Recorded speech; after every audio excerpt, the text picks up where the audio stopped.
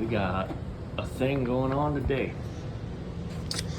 In this dining room, we had a catastrophic failure on an ice machine. This Hoshizaki flaker blew its gear motor reducing. All right, so we've got oil everywhere, or the hydraulic, the grease from inside. The gearbox is leaking out everywhere. Those things are ridiculous expensive. It's sitting on a freestyle machine, so the problem with freestyles, any actual Coke machine, is you need ice in it to keep, that's what keeps the drinks cold. So out here in the dining room, we're gonna pull a switcheroo for an immediate solution for the owner. Is we're gonna pull this head down, and then we can take our time figuring out what's the best play, whether we just have to replace it or what.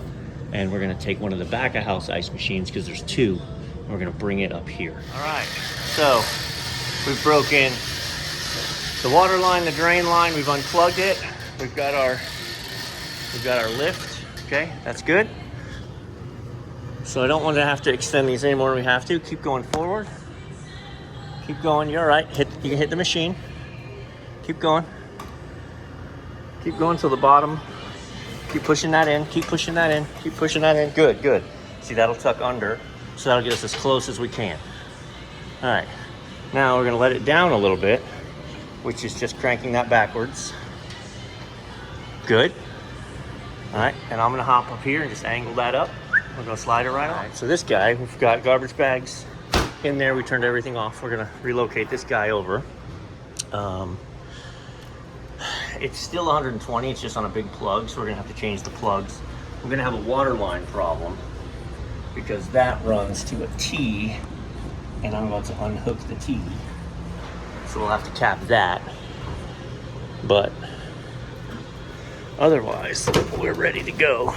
Okay, so since that unit blew its bearings, it dumped grease in here.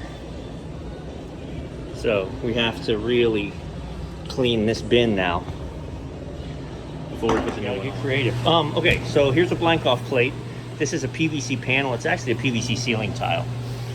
So we're gonna just tack it down so it can't move. We're gonna run a bead of silicone around everything, including here.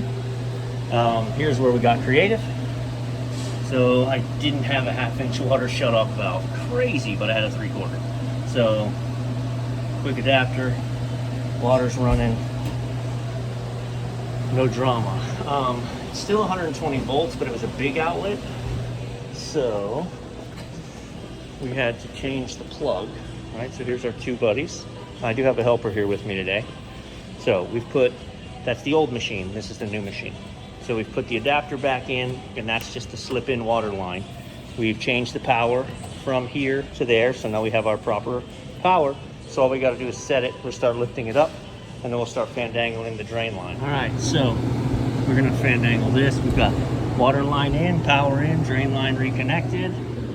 She fired up. This head is a little bit narrower, so I had to cut a little blank off plate just to go there so we don't get debris in.